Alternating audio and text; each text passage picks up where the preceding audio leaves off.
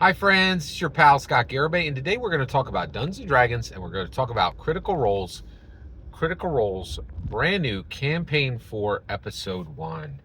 And we're going to ask the question, is this beneficial for Critical Role? Is this a good launch into campaign 4?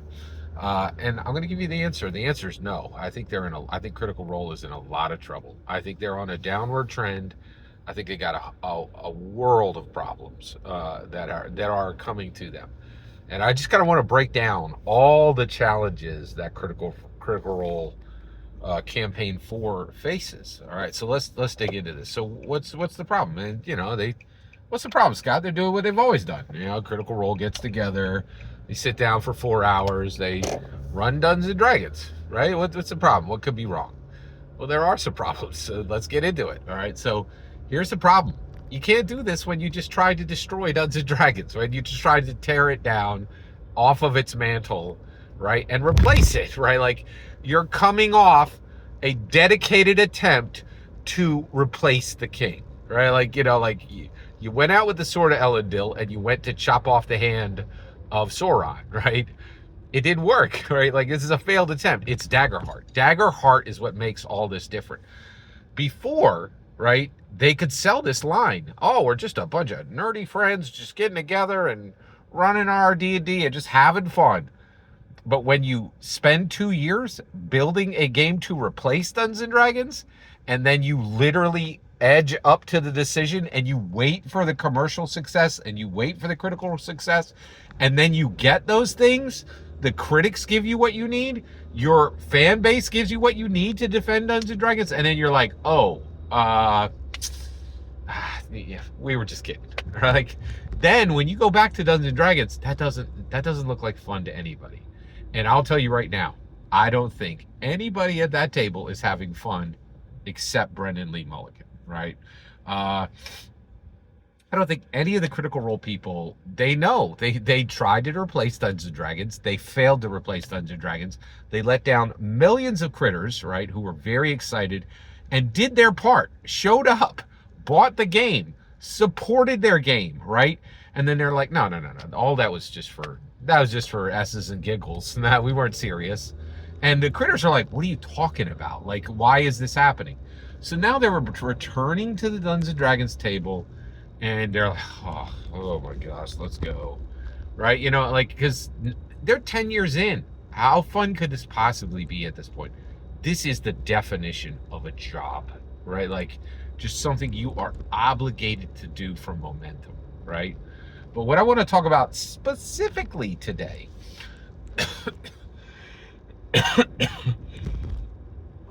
excuse me, is specifically today is there's just so many problems for Critical Role. One of them is just this idea of momentum. They keep doing what they've done because it worked before, and they're really, really stuck, right? They don't know how to break the mold, right? And one of the biggest problems, one of the things that shocked me was Critical Role Campaign 4, Episode 1 was 4 hours. 4 hours, right? Like, you're like, oh my gosh, are we still doing this, right? Are we still running these 4-hour games, right? This has got to end, right? And I think this is my point too, is you reach this point, right, where you're doing your thing, right? And they're playing Dungeons and Dragons because they've done it for 10 years and it has been successful at a level that no other group in the world has been able to match. Critical Role has, without a doubt, it has fully created the most unmitigated successful D&D story ever written. Like, there are more people interested in the Exandria story than any other time before, right? And so, but now they have abandoned Exandria. But the thing is, the momentum is the problem, okay? We can no longer do anything for 4 hours. This continues to be a massive, massive problem. 2 hours, and you can't spend this amount of time on something. It just does not match anything anyone does today. Go on Wall Street Journal, go on New York Times. You will find nothing but think pieces about how attention spans are becoming shorter, right? This younger generation is literally famous for not watching scripted television, right? They're like, no, no, no, no, we're not gonna. Give me another give me another 1 minute TikTok. I don't want to see your, 8 episode, 45 minutes per episode scripted television. Young people don't touch it with a 10-foot pole, right? Like, and so here's Critical Role still doing 4-hour sessions. Why? I'll tell you why. Because that's the way we did it in the 80s. And that's way, and if you don't do 4-hour games, people are like, oh, well, that's not D&D.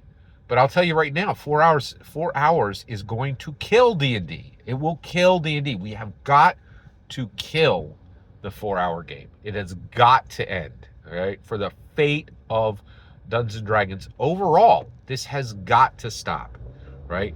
Now, why do I feel this way? Well, I have been doing my part recently to engage with my friends, right?